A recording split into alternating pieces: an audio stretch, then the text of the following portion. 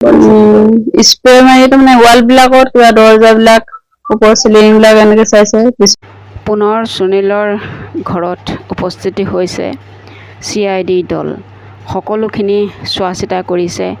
Spray হাতত লৈ বেৰে চালে ঘৰে দুৱাৰে মাৰি তেওঁলোকে কি বিচাৰি ফুৰিছে সেইটোহে ক'ব পৰা নাই। মাত্ৰ আমাক সোনকালে ৰিপৰ্টটো আমাক লাগে মানে যিটো হয় সেইটো আমাক লাগে, আপোনালোকে যি কৰে কৰিব পাৰে। তাৰপিছত তেওঁলোকে সেই গাঁওবুঢ়া আহিছে, অহাৰ পিছত তেওঁলোকে ভিতৰৰ বাহিৰবোৰ চাইছে আৰু। পুনৰ সুনীল গগৈ পুত্ৰ, তেওঁ বৰ্তাকৰ পুতেক আৰু কেইবাজনকো মাতি পঠিওৱা হৈছে থানালৈ।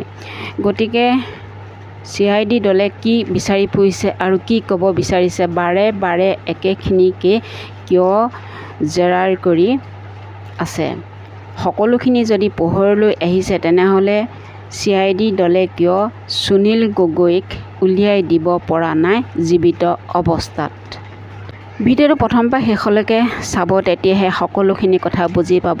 আৰু সুনীল গগৈৰ পত্নীক কি সোধপোছ কৰিছিলে, কেনেদৰে সোধপোছ কৰিছিলে, কাক কাক মাতি পঠিয়াইছে পুনৰ জেৰাৰ কৰিবৰ বাবে থানালৈ, সেই সকলোখিনি কথাই গম পাব। ভিডিঅ'টো প্ৰথম পৰা শেষলৈকে চালে সকলোখিনি কথাই আপোনালোকে গম পাব।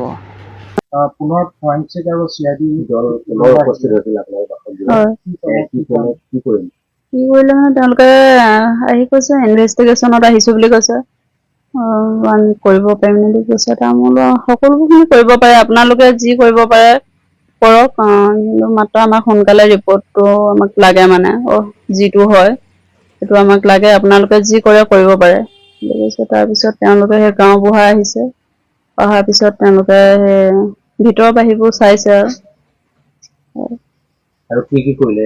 কিবা স্প্ৰে মাৰি তাৰমানে ৱাল বিলাকত কিবা দৰ্জাবিলাক ওপৰ চিলিং বিলাক এনেকে চাইছে, বিচনাবিলাক কিবা স্প্ৰে নেকি সেইটো কিবা এটা মাৰিছে মানে, মাৰি সেইটো চাইছে। ফটোও মাৰিছে, হয়। গাড়ী বাইক চব চাইছে, চাইছে। আৰু জাহাংগীৰহেত থকা সেইটো লৈছে, সিহঁতৰ বিচনা, শোৱা বিচনা সেইবোৰ চব চাইছে, চববোৰ চাইছে। মেচিন চাইছে নহয়, তেওঁলোকে এনেকে চাই টৰ্চ মাৰি মানে সেই কিবা স্প্ৰে এটা সেইটো মাৰি দিছে, মাৰি তেনেকে চাই গৈছে। কিমান সময় থাকিব? এঘন্টামানো হ'ল চাগে তেওঁলোকে অহা। সোধা পোছা একো কৰা নাই।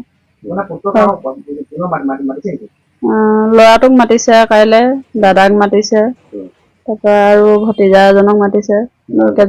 জয়ন্ত নহয়, জিন্তু চুমক মাতিছে। জয়ন্তক পৰহিলে মাতিছে নেকি? মাতিছে। বৰ্তমানলৈকে যিহেতু CID তদন্ত অব্যাহত আছে, আপোনালোকে কি আশা কৰে, কিবা ফলাফল ওলাবনে?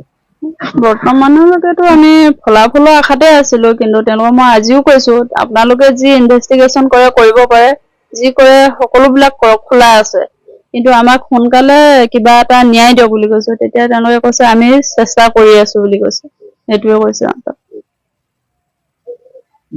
আপোনাক এতিয়ালৈকে একো নাই দেখুৱা, সেইবোৰ একো নাই দেখুৱা।